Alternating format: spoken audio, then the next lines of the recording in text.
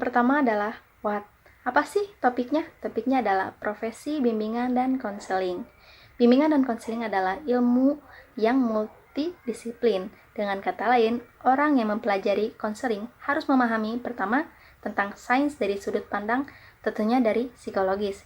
Ini karena aspek psikologis menjadi kunci untuk menghadiri gedung dalam penerimaan individu yang dibangun. Nah, serta menangani terapi. Kedua, dari sudut pandang sosiologis, ini berkaitan dengan membangun kondisi interaksi dalam hubungan terapeutik, menggunakan bahasa yang membuat klien nyaman. Ketiga, dari sudut pandang antropologis, yaitu terkait dengan pemahaman budaya dan tradisi yang harus dipahami dalam proses interaksi konseling. Keempat, yaitu terkait dari sudut pandang filosofis. Meskipun konseling telah terpisah dari filsafat yang merupakan cabang dari penerimaan psikologis dalam proses pendidikan, filsafat masih mewarnai proses konseling. Konseling tidak pernah lepas dari pemikiran logis dan mengajak klien untuk secara logis memilih solusi. Yang selanjutnya adalah why, alasan atau tujuan dari penelitian tersebut. Perkembangan kehidupan manusia yang melibatkan pikiran, emosi, spiritual, dan kemampuan fisik menentukan perubahan dari perilaku yang menjadikan manusia sebagai makhluk yang dapat memobilisasi aktivitasnya untuk mencapai tujuan mereka. Keseimbangan antara kognitif, emosional, dan spiritual merupakan faktor penting dalam kedewasaan individu untuk mencari kebenaran dalam kehidupan. Nah, lalu ada di mana atau where. Dalam globalisasi ini, ada konsep konseling pembebasan yang dirumuskan oleh Paulo Freire di Brasil.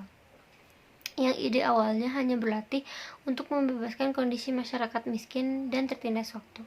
Tetapi dalam perkembangannya, logika konseling pembebasan ditafsirkan dalam konteks yang luas seperti dalam pendidikan.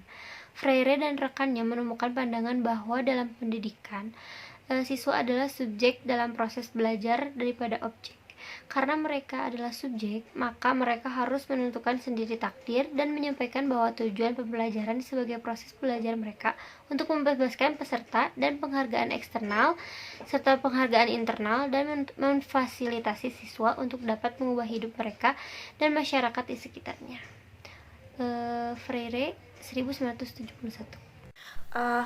Oke, di sini saya akan menjelaskan tentang who atau siapa yang ada dalam artikel, tokoh yang ada dalam artikel yang kita ambil ini. Yang pertama itu ada manusia, terus ada lingkungan, ada guru, ada dosen yang ikut berperan dalam artikel ini. Lalu ada para ilmuwan. Yang pertama itu ada Plato dan ada Thomas Kuhn yang termasuk tokoh ilmuwan yang kita ambil dalam artikel yang kita pilih. Terima kasih. Lalu ada when atau kapan penelitian berlangsung. Dalam jurnal tersebut tidak memfokuskan di mana penelitian terjadi. Akan tetapi yang saya ambil dari jurnal ini, di abad 21 ini pun bimbingan dan konseling sudah diakui sebagai profesi oleh dunia. Autor juga mengajak kepada pembacanya agar profesi ini menjadi menarik dan memiliki nilai kontrak. Sekian dari saya. Baik, Assalamualaikum warahmatullahi wabarakatuh. Hello, my name is Rati Ajeng Widorowati dengan ID number 18010048. Baik, selanjutnya di sini saya akan menjelaskan how, di mana terdapat metode dan hasil. Dalam pengembangan bimbingan dan konseling yang telah memiliki metode sendiri dalam praktik ilmiah, serta pendekatan metode eksperimental, kualitatif, dan kuantitatif. Implikasi dari bimbingan dan konseling ini lebih banyak dipraktikkan di lembaga pendidikan. Untuk hasilnya itu sendiri yaitu profesi bimbingan dan konseling adalah profesi mendasar dalam mendukung pendidikan karakter siswa di sekolah. Jadi, area konselor ada di institusi pendidikan seperti sekolah atau perguruan tinggi.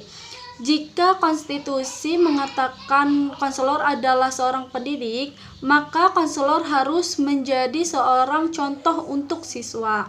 Karena lembaga pendidikan adalah contoh dari sistem sosial. Baik, segitu yang bisa dapat saya paparkan. Selebihnya terima kasih. Wassalamualaikum warahmatullahi wabarakatuh.